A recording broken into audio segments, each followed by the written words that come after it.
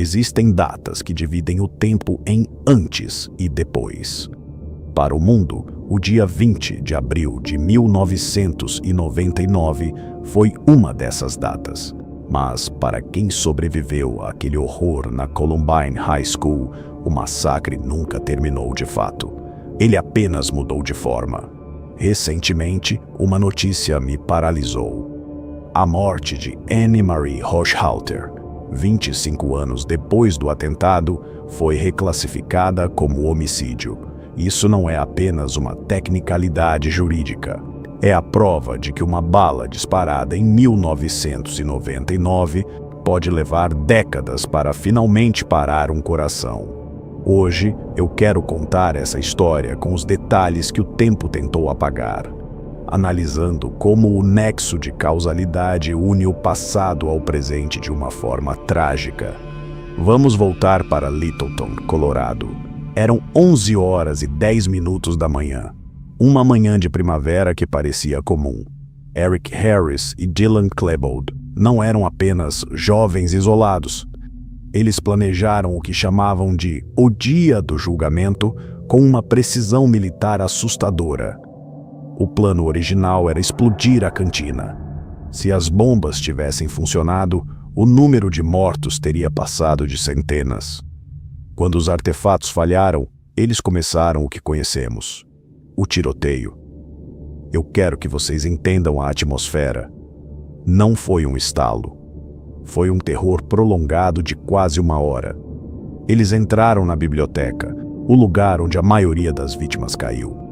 Eles não apenas atiravam, eles provocavam, eles riam.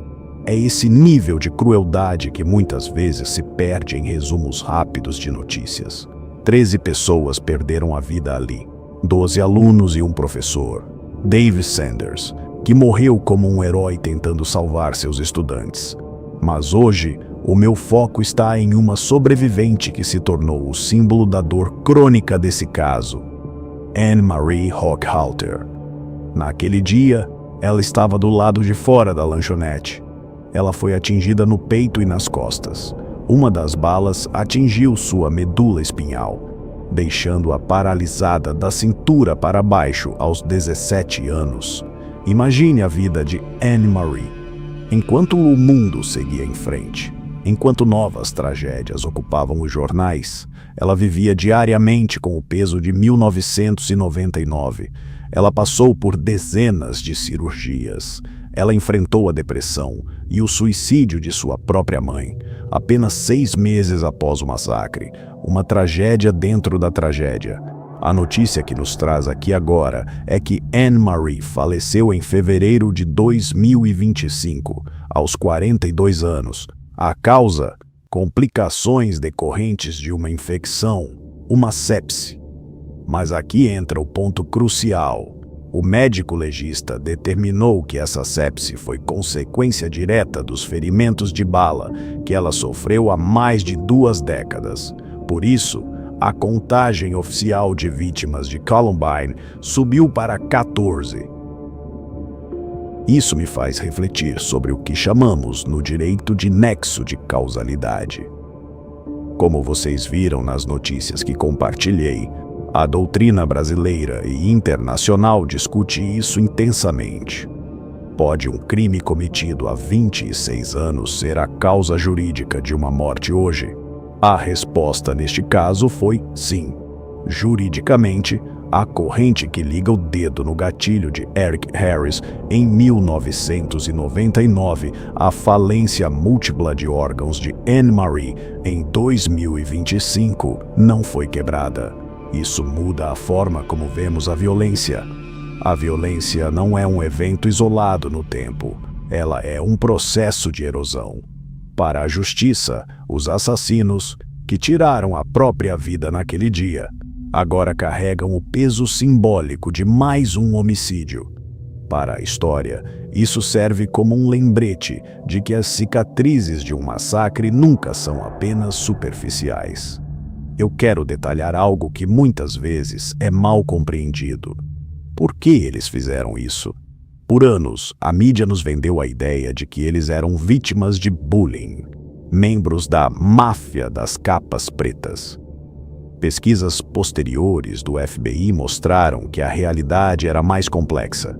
Eric Harris era um psicopata com delírios de grandeza. Dylan Klebold era um jovem depressivo e volátil. Eles não queriam apenas se vingar. Eles queriam ser deuses. Eles queriam que o mundo inteiro os assistisse. E, infelizmente, em certa medida, eles conseguiram criar um legado sombrio que influenciou dezenas de outros ataques ao redor do mundo, inclusive aqui no Brasil.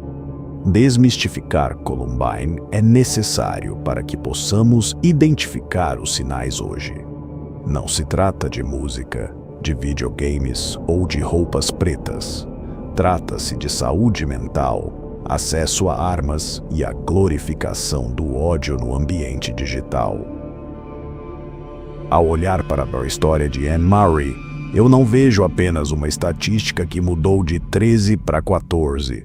Eu vejo uma mulher que lutou por 25 anos contra um destino que lhe foi imposto por 2 covardes em uma manhã de terça-feira. A morte de Anne Marie nos ensina que o trauma não tem prazo de validade.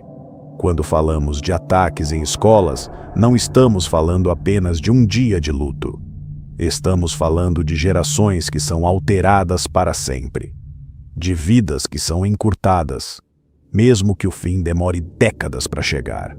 Se você chegou até aqui, eu te peço, não lembre dos nomes dos assassinos. Lembre de Anne Marie Hochhalter. Lembre de Dave Sanders. Lembre que a paz nas escolas é uma construção diária que exige a atenção de todos nós. O nexo de causalidade entre o ódio e a tragédia é direto, e cabe a nós, como sociedade, tentar quebrar esse elo antes que o próximo tiro seja disparado. Obrigado por me ouvir até aqui. Até o próximo vídeo.